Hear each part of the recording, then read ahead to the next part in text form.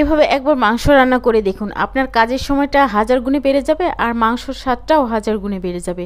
So hello everyone, আসসালামু আলাইকুম।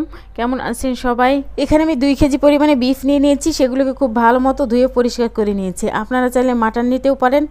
আর দিয়ে দিচ্ছি পরিমাণ মতো লবণ, হলুদের গুঁড়া, মরিচের গুঁড়া, জিরের গুঁড়া, ধনিয়ার গুঁড়া, আদা রসুন বাটা, আরও দিয়ে দিচ্ছি কিছু গোটা গরম মশলা। আমাদের সংসারে কত রকমের কাজই না আমাদের করতে হয়, যদি একটু সময় বেঁচে যায় তাহলে আমাদের জন্যই উপকার, কিছুটা সময় একটু বসে কাটানো যায়।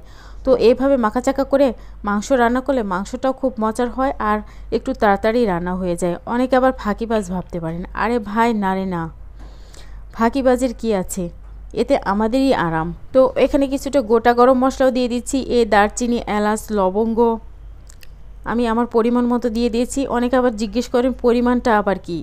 আপনারা যে পরিমাণ মাংসে যে পরিমাণ মশলা ব্যবহার করেন সেটাই তার পরিমাণ।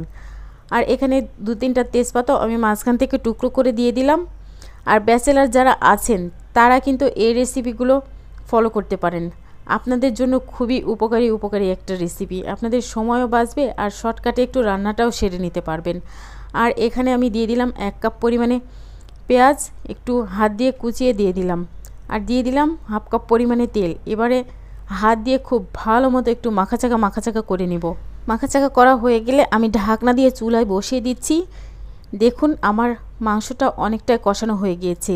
প্রথমে কিন্তু মাংসটা থেকে অনেকটাই পানি উঠে আসবে, তাই প্রথম অবস্থায় পানি দেওয়ার কোনো প্রয়োজন নেই। এই অবস্থায় মাংসটা আমার অনেকটাই কষানো হয়ে গিয়েছে। এবার পুরোপুরি কষানোর জন্য আমি আরও 1 কাপ পরিমাণে পানি দিয়ে দিচ্ছি, দিয়ে আবারও একটু নাড়াচাড়া করে নিচ্ছি, নিয়ে আবারও একটু ঢাকা দিয়ে রেখে দিব কিছুক্ষণের জন্য। এ পর্যায়ে আমি কিন্তু 4টে পটল ব্যবহার করেছি, আস্ত পটল। মাংসের সাথে আমার পটল খেতে খুব ভালো লাগে, যারা খান তারা তো জানেন, যারা খান না তারা ট্রাই করবেন, দেখবেন কতটা মজার লাগে। তো এবারে পটলগুলো দিয়ে আমি আবারও ঢাকা দিয়ে দিচ্ছি, এই মাংসগুলো পুরোপুরি কষিয়ে সিদ্ধ হয়ে যাওয়ার জন্য।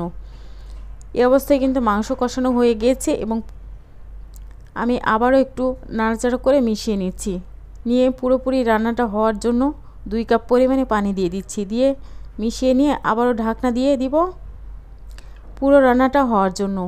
এই অবস্থায় কিন্তু আপনারা অন্য কাজগুলোও সেরে নিতে পারেন। এভাবে রান্না বসিয়ে দিলে হয় কি, রান্নার পাশাপাশি আপনি অনেকগুলো কাজ সেরে নিতে পারবেন আর রান্নাটাও আপনার এদিকে খুব পারফেক্টভাবেই হয়ে যাবে। এই অবস্থায় আমি একটু ভাজা জিরে ধনিয়ার গুঁড়া দিয়ে দিলাম, দিয়ে আবার একটু মাখাচাকা করে ঢাকা দিয়ে রাখবো পুরোপুরি রান্নাটা হওয়ার জন্য। মাংস রান্না কিন্তু আমার প্রায় হয়ে গিয়েছে। তো ভিডিওটি কেমন লাগলো অবশ্যই লাইক, শেয়ার, কমেন্ট করবেন।